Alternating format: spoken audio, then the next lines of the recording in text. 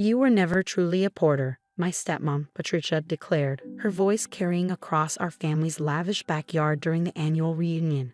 She stood there in her designer sundress, wine glass in hand, looking down at me with the same contempt she'd mastered over the last 20 years.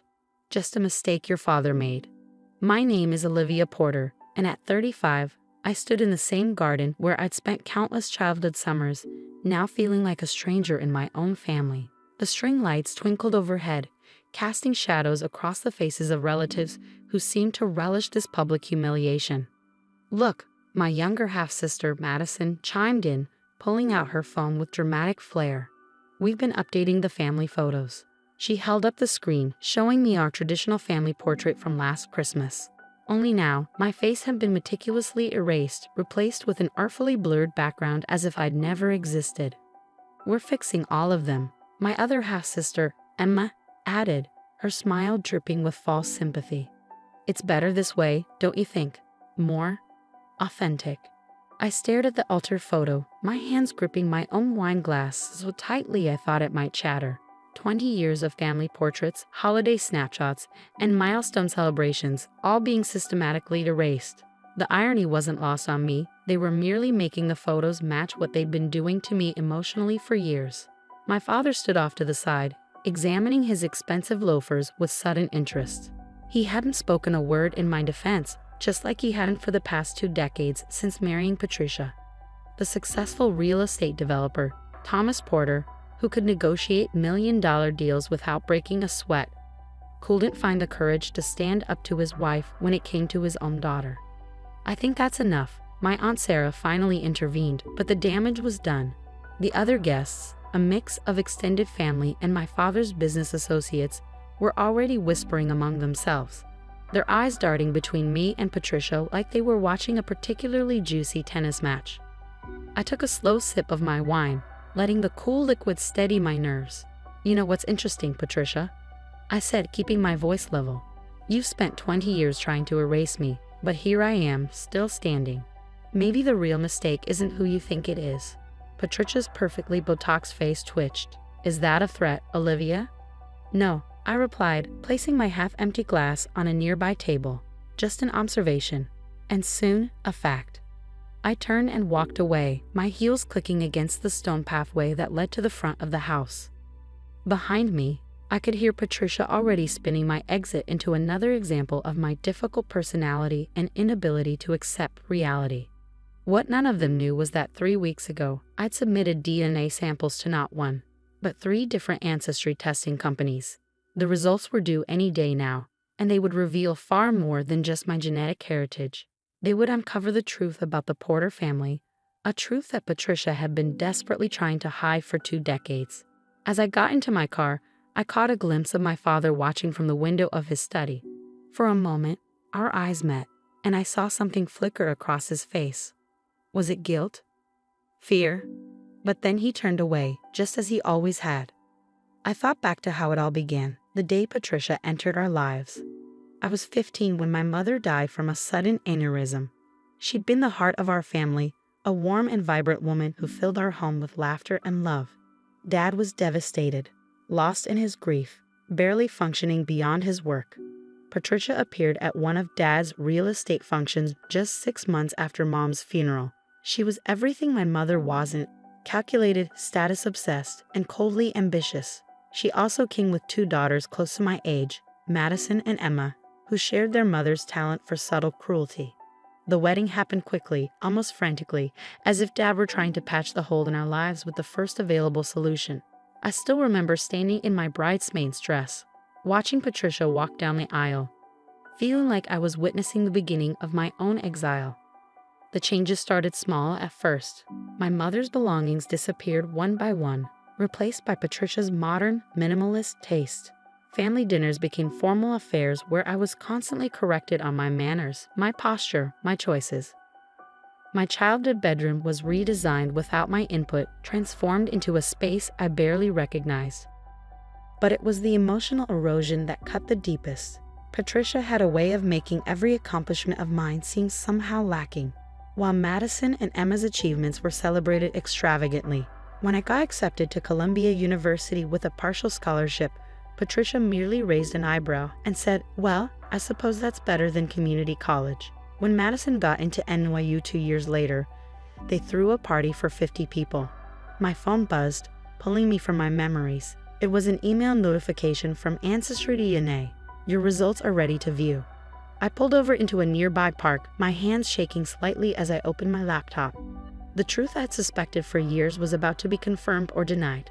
The reason for Patricia's desperate attempts to push me out of the family, her obsession with erasing my presence, her constant reminders that I wasn't truly a Porter. It all came down to this. The site loaded, displaying a colorful chart of my genetic heritage. But that wasn't what I was looking for.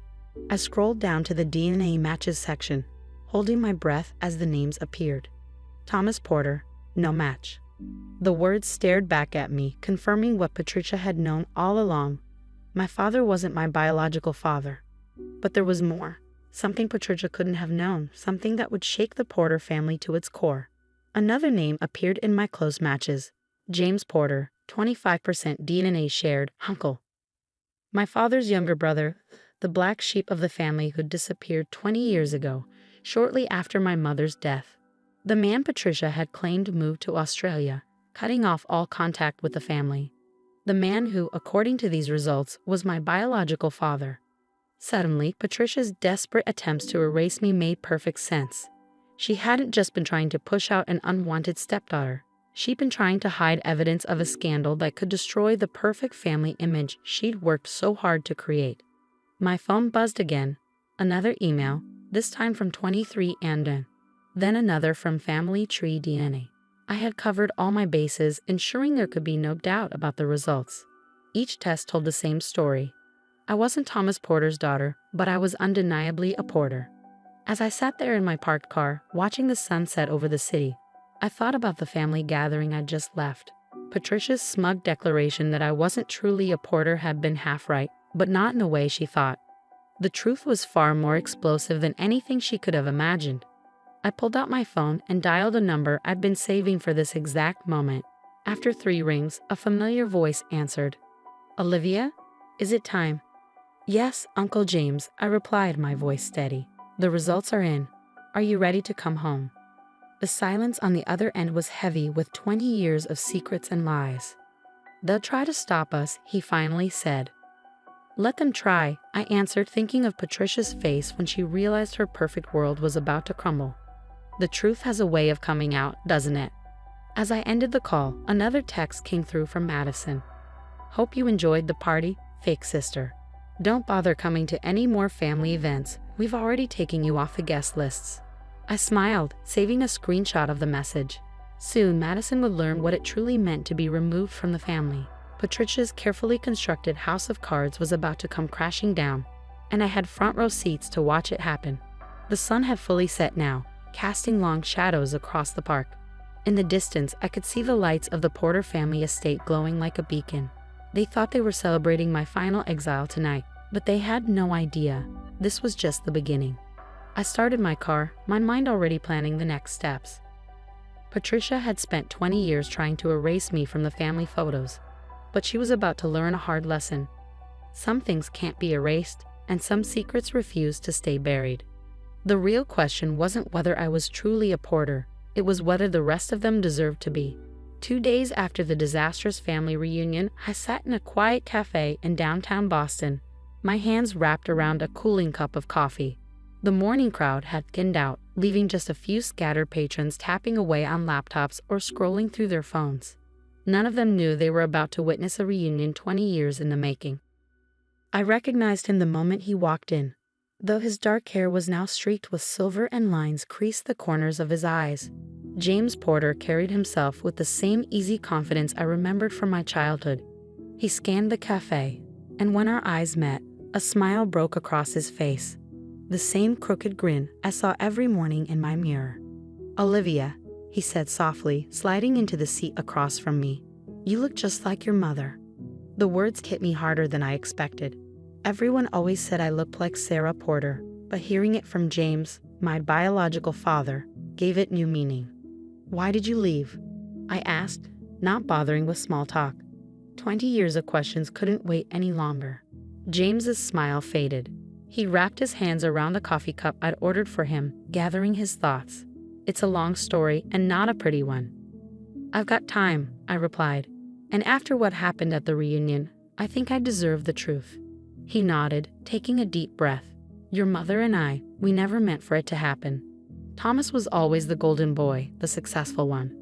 I was the family disappointment, the dreamer who couldn't settle down. But Sarah, she saw something in me that nobody else did. Did Thomas know? No, James said firmly. Sarah never told him. We agreed it was better that way. She loved Thomas, truly loved him. What happened between us was brief, a moment of weakness during a rough patch in their marriage. When she found out she was pregnant, she was devastated. I tried to process this information, matching it against my childhood memories. But you stayed around all those years. You were always there for birthday parties, holidays.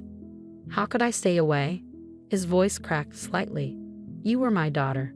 Even if I couldn't claim you, I could be the fun uncle, be part of your life somehow. But then Sarah died and everything changed. Patricia, I said, the name tasting bitter on my tongue. James' expression darkened. Patricia. She figured it out, or at least suspected.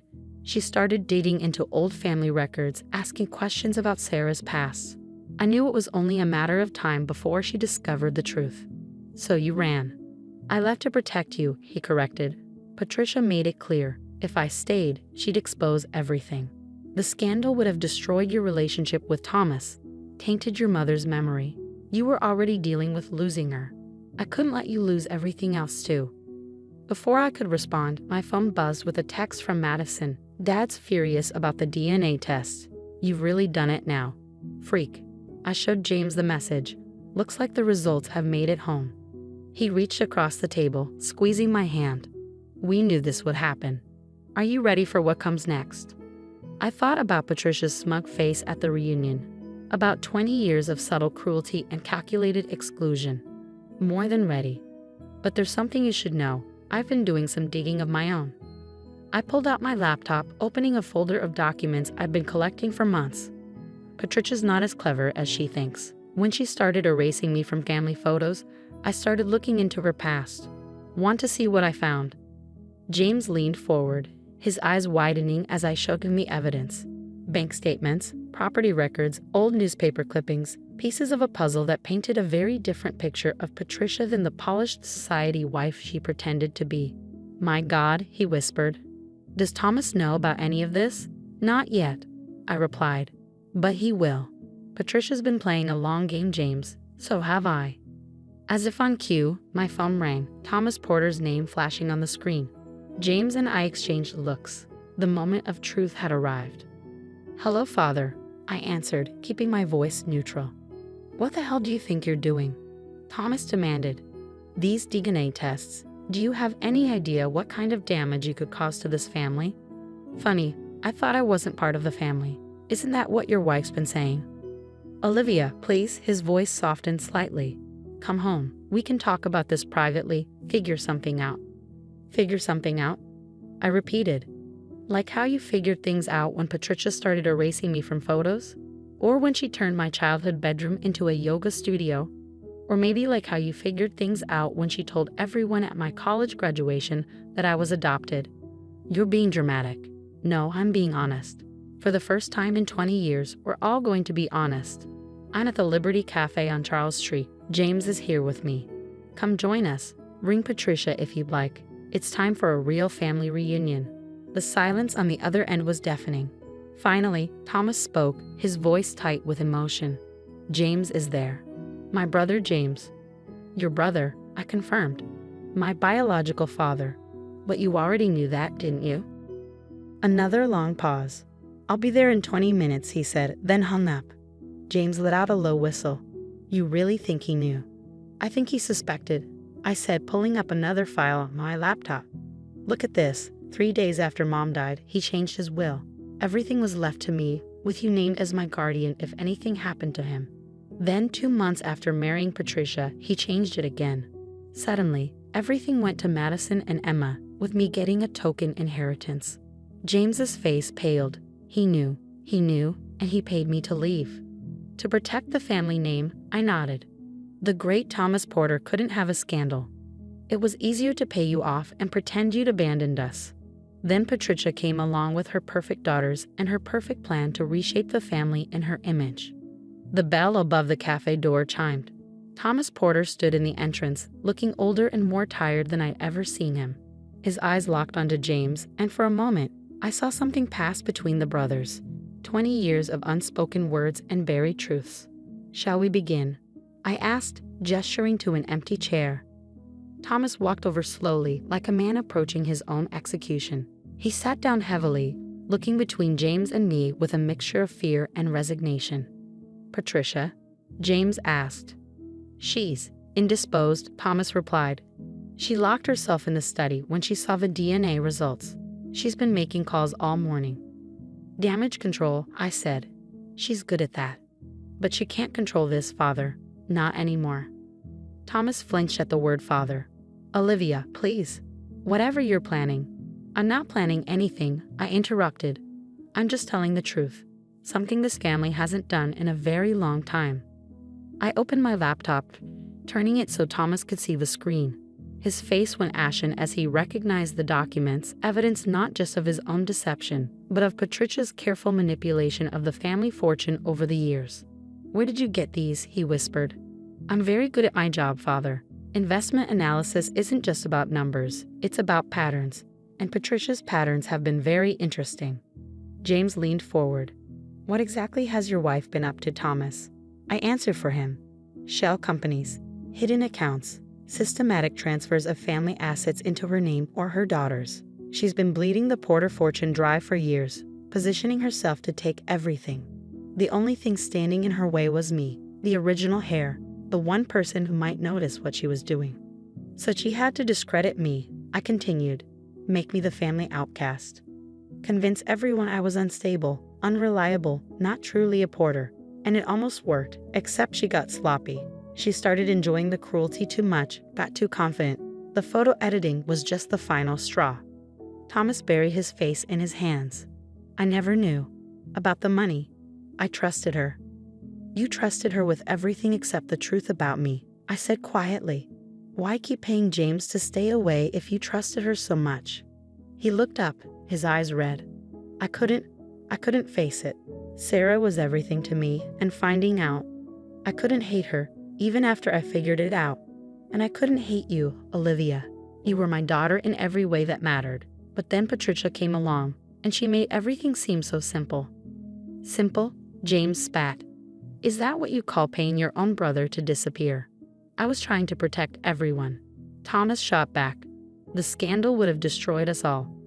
Patricia promised she could fix everything, make it all go away.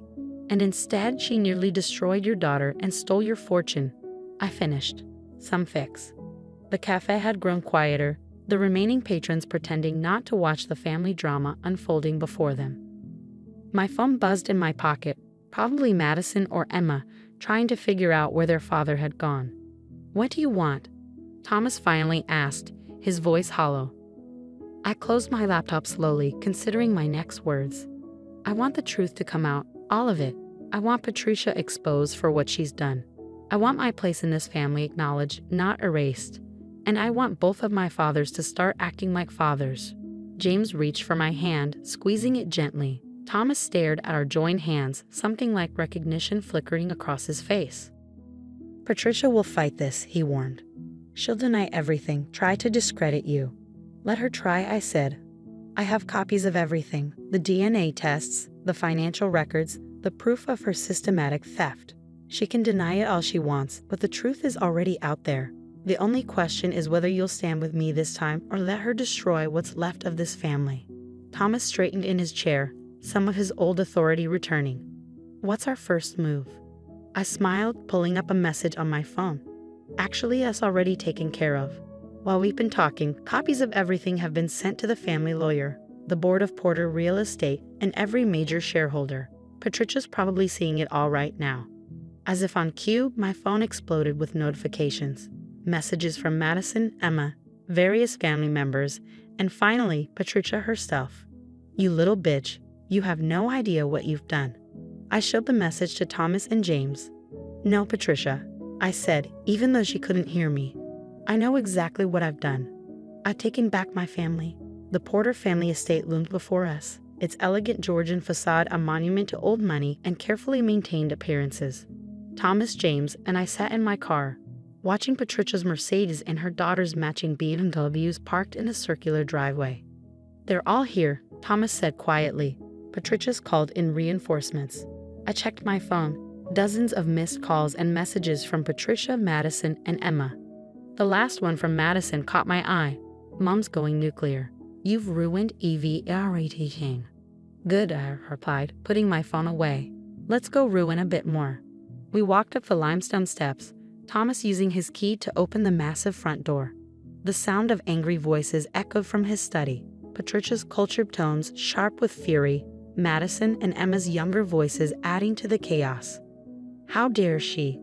Patricia was saying as we approached. "After everything we've done for her." "You mean after everything you've stolen from her?" James interrupted, stepping into the study first. The room fell silent. Patricia stood behind Thomas's desk, ripping a sheaf of papers, printouts of the evidence I'd distributed. Madison and Emma flanked her like guards, their matching designer outfits and identical expressions of disdain, making them look more like clones than stepsisters. Patricia recovered first, her Botoxed features attempting a smile. "James, what an unpleasant surprise. Still running from your responsibilities, or have you found new ones to abandon?" "The only one running from responsibilities is you, Patricia," I said, moving to stand beside James. "Those papers you're holding, they make for interesting reading, don't they?" She slammed the papers down. "Lies and forgeries. Is this your revenge for a few edited photos?" Pathetic. "A few edited photos." I laughed. "Try 20 years of systematic emotional abuse, financial fraud, and family manipulation. The photos were just your final mistake, the one that made me look closer at everything else." "Daddy," Madison stepped forward, her voice taking on the wheedling tone she perfected over the years. "You can't believe these ridiculous accusations." Olivia's clearly lost her mind. "Be quiet, Madison." Thomas cut her off, his voice carrying an authority I hadn't heard in years. "For once in your life, just be quiet and listen." Emma gasped. Patricia's eyes narrowed. "Thomas dear, you're upset. Olivia has clearly manipulated you with these false documents." "False." I pulled out my laptop. "Let's review them together, shall we? The shell companies you created using Porter family money.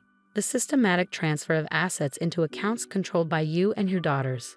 The offshore holdings, the hidden properties, the fabricated business expenses." With each point, I pulled up corresponding documents, projecting them onto the study's wall-mounted TV. Patricia's face grew paler as her carefully constructed schemes were exposed one by one. "You didn't just try to erase me from family photos," I continued. "You tried to erase the entire Porter fortune, piece by piece.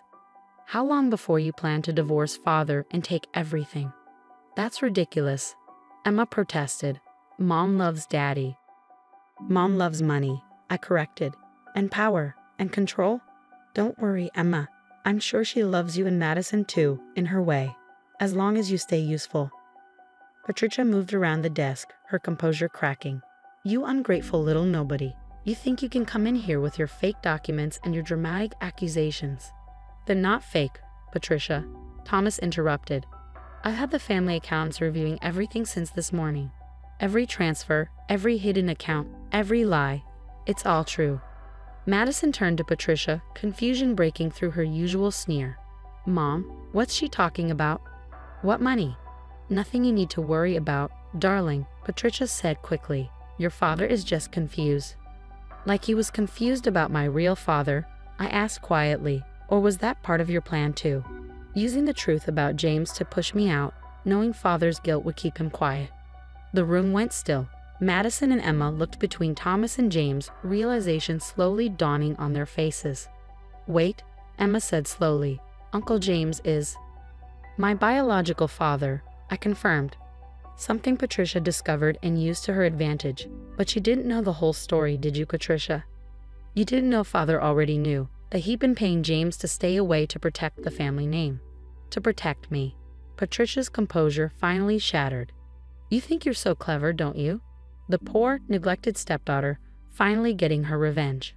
But you've forgotten something crucial, dear. I've spent 20 years building relationships with every person who matters in this family's world. One word from May will accomplish nothing, Thomas cut in. The board has already voted to freeze all company assets pending a full investigation.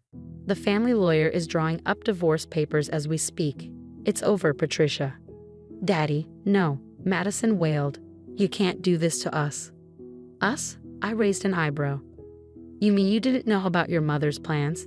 The way she's been siphonning away your trust funds into accounts only she can access. Both girls turned to Patricia, who took an instinctive step back. Girls, don't listen to her.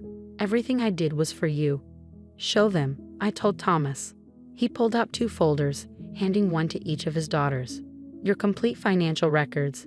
Patricia has been transferring money from your trust funds since you turned 21, using your signatures on documents you never read carefully. The houses you think you own, the investment accounts you think are growing, it's all under her control. Madison opened her folder with trembling hands, her face going pale as she read. Emma just stood there, tears streaming down her face. Mom? Emma's voice was small, childlike. Is this true? Patricia's mask finally crumbled completely. You ungrateful brats. After everything I've sacrificed, everything I've built, none of you deserve any of it. She lunged for her purse on the desk, but James was faster. He grabbed it, dumping the contents onto the desk, including a one-way ticket to the Cayman Islands dated for next week. Planning a trip, he asked mildly. You were going to leave us? Madison's voice cracked. After everything you said about family loyalty? Patricia's laugh was hollow. Loyalty? Look around you, Madison. There's no such thing as loyalty in this family. Only power and money, and I was smart enough to take both. No, Patricia, I said quietly. You were just smart enough to think you could take both. But real family loyalty? That's something else entirely, something you never understood. I turned to Madison and Emma, seeing them clearly for the first time in years, not as the spoiled, cruel stepsisters they'd become under Patricia's influence, but as victims of her manipulation too. The money can be recovered, I told them. Most of it, anyway. The accounts can be frozen, the properties reclaimed. But rebuilding this family? That's going to take more than just paperwork. Thomas put his hands on his daughter's shoulders. We'll figure it out. Together. All of us. Patricia's face contorted with rage. You think this is over? You have no idea what I'm capable of. Actually, James interrupted. We do. That's the problem, isn't it? We finally see exactly what you're capable of. The sound of car doors slamming came from outside. Through the study windows, we saw 2 police cars pulling up the driveway. The family lawyer suggested we file charges, Thomas said, his voice heavy with regret. Financial fraud, among other things. Patricia's eyes darted around the room like a trapped animal, finding no allies. Finally, they landed on me. You, she hissed. You did this. You destroyed everything. I met her gaze steadily. No, Patricia. You did this. I just exposed it. There's a difference. As the officers entered, I watched Patricia's perfect world crumble. Madison and Emma clung to each other, crying quietly. Thomas stood with his hand on James's shoulder, 2 brothers reunited by the very scandal that had once driven them apart. And me? I stood in the center of it all, finally visible, finally undeniable, finally home. 6 months after Patricia's arrest, I stood in front of the newly restored family portrait wall in the Porter estate. The empty spaces and edited photos had been replaced with the originals. Every memory, every moment restored to its rightful place. But there were new photos too, telling the story of a family piecing itself back together. Still can't believe how much we missed, Madison said, coming to stand beside me.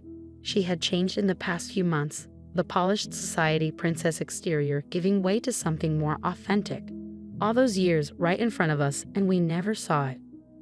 Patricia was good at making people see what she wanted them to see, I replied, studying a photo from last Christmas, the last one before everything changed. We all missed things we should have seen. The sound of laughter drifted in from the garden, where Emma was helping James and Thomas set up for our first real family dinner since Patricia's conviction. The trial had been mercifully quick, thanks to the mountain of evidence and Patricia's own arrogance. She had refused a plea deal, convinced until the end that she could talk her way out of everything. She couldn't. Did you visit her? I asked Madison. Patricia had been sentenced to 15 years for financial fraud, with the possibility of parole after 8. Madison shook her head. Emma tried once. Said Mom just ranted about betrayal and revenge. Hasn't changed a bit. She turned to me, her eyes serious. I'm sorry, Olivia, for everything. We were horrible to you. You were children following your mother's lead, I said. But yes, you were pretty horrible. She laughed, surprised by my honesty. At least you're direct about it. That's one thing I've learned from you. The truth might hurt, but it's better than comfortable lies. The past 6 months had been a crash course in truth for all of us. After Patricia's arrest, the real work began. Untangling the financial mess she created, recovering stolen assets, and rebuilding family relationships poisoned by decades of manipulation. Madison and Emma had struggled the most, facing not only the loss of their mother's influence, but also their own complicity in her schemes. The trust funds she had drained were gradually being restored, but money was the least of what they had lost. Mr. Harrison's here, Emma called from the garden. Our father's lawyer had become a regular presence in our lives, helping navigate both the legal aftermath of Patricia's crimes and the more complicated matter of family inheritance. I found him in Thomas's study, spreading documents across the desk while both my fathers looked on. The sight still struck me sometimes, Thomas and James standing together as brothers again, neither trying to deny or hide their complicated connection to me. Ah, Olivia, Mr. Harrison smiled. Perfect timing. We're just finalizing the restructuring of the family trust. After Patricia's conviction, Thomas had insisted on reorganizing everything. The Porter family assets would be divided equally among all 3 daughters, with provisions for future generations. More importantly, both Thomas and James would share responsibility for overseeing the family business. Everything looks in order, Mr. Harrison continued, but there is one detail we need to discuss. He pulled out a document. It's about the name. The name? I asked. Yes, given the unique circumstances of your parentage, you have the option to legally change your name. You could keep Porter, take your biological father's version of the name, or choose something else entirely. I felt both Thomas and James tense slightly beside me.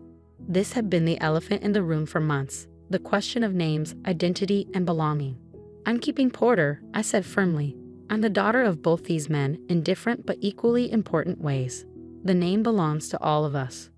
Thomas let out a breath I hadn't realized he was holding. James smiled, that familiar crooked grin that still startled me with its similarity to my own. Well then, Mr. Harrison gathered his papers. I believe we're finished here. The new trust documents will be registered tomorrow.